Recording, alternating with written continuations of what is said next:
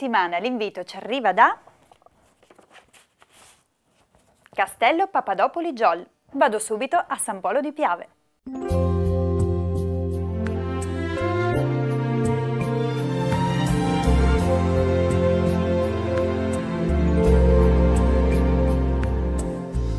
Eccomi con Nicla Angiolini, grazie Nicla, curatrice degli eventi culturali per Castello Papadopoli Jol. Noi abbiamo fatto un passo in una storia da favola, ce la racconti? La famiglia Papadopoli è stata ha vissuto a lungo qui in questa dimora e poi con l'arrivo di Giovanni Jol, l'imprenditore vinicolo di origine friulano, che ha comprato l'intero complesso e l'ha fatto rinascere.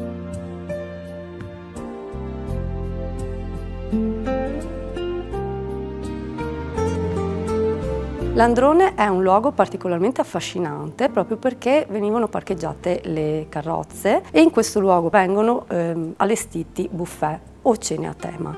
E noi adesso ci troviamo nel salone principale, che è quello adibito ai banchetti. Ci troviamo in una stanza particolarmente pregna di arte, di cultura, come possiamo notare queste tele meravigliose che sono state dipinte da Marzio Moro, un decoratore friulano, appunto amico di Giovanni Jol.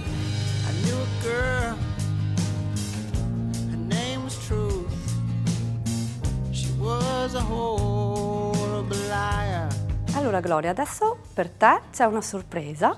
Ti porto in una stanza che è la vera e propria chicca del castello.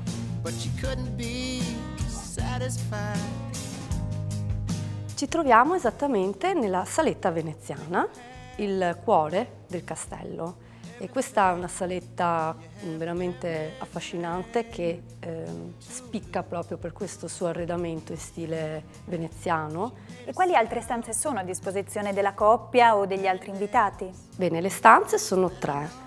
La prima è la stanza inglese che offre circa 40 posti, l'altra stanza è la stanza dei conti, una trentina di posti, ed infine la stanza della sposa che è proprio stata creata apposta per le esigenze della sposa, quindi il cambio d'abito oppure una rinfrescata per il make-up, eccetera.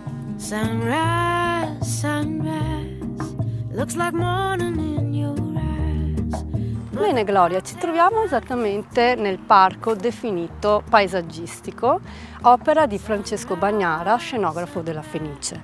È un parco particolarmente suggestivo, esteso, quindi siamo intorno ai 12 ettari di terreno interamente percorribili, tra l'altro sono anche a disposizione per gli sposi, per gli invitati delle biciclette, per godere appieno della bellezza di questo parco. Una delle caratteristiche di questo parco è il laghetto che vediamo alle nostre spalle, un laghetto dove si riflette l'immagine del castello e questo è stato proprio un espediente artistico voluto dal Bagnara. Ti ringrazio Grazie tantissimo a voi. E intanto noi ci riguardiamo la scheda riepilogativa.